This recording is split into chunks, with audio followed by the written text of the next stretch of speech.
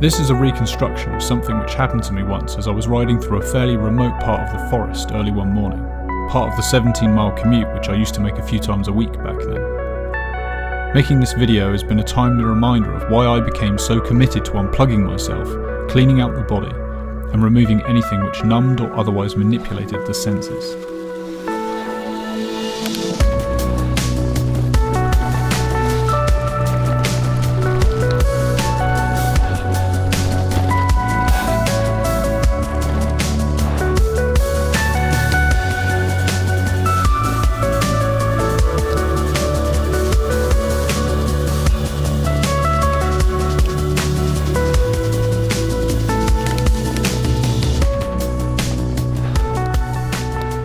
So you've got to try and imagine that it's a dark and misty morning. It was about 6 a.m. and you know, we're in the late part of November right now, which is probably about the same time of year it was exactly 2 years ago. And this was the point in my commute where things took a turn for the unusual.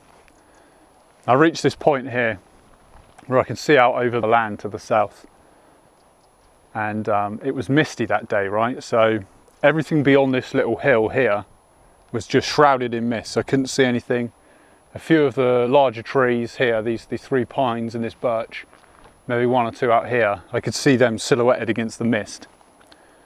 But the sun wasn't over the horizon yet. And I remember I could look up and I could see through sort of a thinner patch in the mist. I could see a crescent moon up there and just 1 or 2 stars. But I got to this point and I looked out to my left over this way, and I saw what appeared to me in that instant as a circle of figures about my height, about 6 foot, robed head to toe in sort of shapeless robes with black faces under the hoods. I couldn't see their faces. And you know, I've explained this to friends in the past.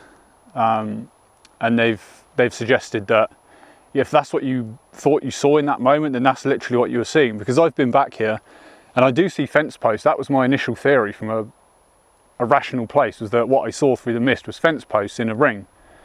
But these fence posts are in a line, the fence posts that are present, and as sure as hell aren't anything like 6 foot tall. And they didn't look anything like people. Likewise the trees, they don't look anything like people. So I got to this point and I only glanced across like that, and then I was back on the trail looking for the bend, looking for the soft sand, watching out. And I had that feeling where the hairs on the back of your neck stand up and you feel that there's a presence with you. And you can get it any time. You may be getting it right now watching this video if you're really into it. But unusually for that sensation, it didn't dissipate immediately after appearing. It just stayed there and it magnified, and it kind of took over my whole body. It filled my whole body and it intensified to the point where I lost all the strength in my limbs. It's like I wasn't in my body anymore. It's like I didn't have control of my body. I was just on the bike and all I could do was roll down the hill. As I came down, I sort of became aware of like a multitude. I'm talking thousands, millions of presences around me, in the sky, in the trees, everywhere around me, filling the air up as high as the sky. And it's like it was in the mist, and some of them were paying attention to me because, you know, on some level I understand that I used to be one of them until this physical experience began, and on that same level I understand that when this physical experience, which is an illusion, ends, I will go back to being one of them, just an observer, just an outside observer. But there were millions of these things, even in an area like this where there was literally, at that time in the morning, I was the only human being here. And there were all these spectators kind of just around. And do you know what it really, thinking back, this didn't occur to me then, but thinking back, what it really calls to mind is when you see those frescoes that they paint on the ceilings of great religious buildings. Like, I'm thinking specifically of places like the Vatican, and you know, you're looking at all the insane things they've got at ground level, but when you look up, they've painted the ceiling light blue like the sky, and it's just filled with cherubim and angels of all different kinds. That's what it is. So whoever it was, maybe it's, let me get this right now, is it Michelangelo? Maybe it's that guy. Maybe he had tripped out on his spiritual leanings, his spiritual experience, and he'd seen something similar, he'd experienced something similar, and he tried to depict it how he saw it in his mind's eye. To me, they didn't take physical form, they didn't look like little babies with wings or anything like that, but they were definitely unique and distinct from one another. Although there was a sense that I was seeing through the illusion of separateness that we have in the physical experience, and I was seeing kind of the code behind that illusion, and there was a sense of oneness. There was that deep, true sense of oneness, just like people report having when they're taking hallucinogenics, DMT and things like this. Yeah, and so I came down here. I was getting to the point of the trail where it goes flat, and I was kind of running out of momentum, and I lost my balance and I just fell off the bike.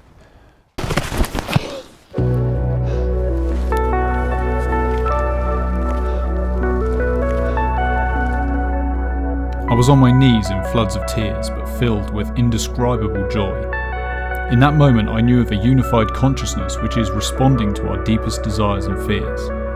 I learned then that it can communicate somehow when we choose to allow it, when we don't shut it out. And I know, because this was the overriding feeling I was left with, I know that it cares about me, about all of us.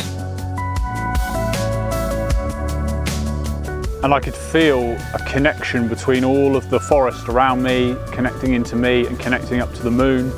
And I don't know, just as vaguely as possible, it just felt like some kind of energy was definitely there, connecting me by the heart to all this stuff around me.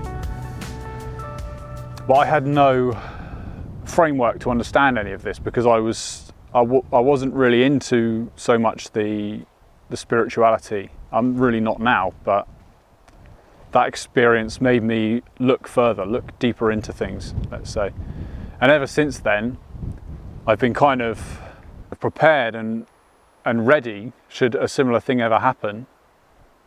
And like, this only lasted about 5 minutes, I would say, if that. But if it happened again, I'd go into it a lot more deeply. And I am anticipating that happening at some point. And you know, this was obviously before I lived in the woods, but it was a big part of the reason that after that I started spending a lot more time here.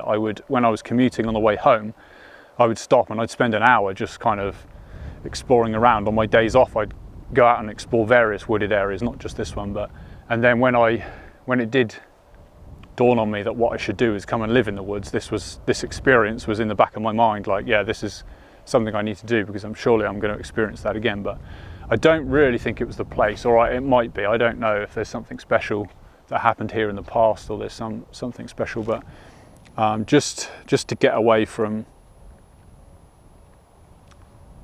the Wi-Fi and the frequencies and the mobile phone signals and the 4G and all of that kind of stuff, and just come away. You'll know what I mean if you're the kind of people who goes out into the forest. You do feel a deeper sense of connection to the world around you and to your inner self as well.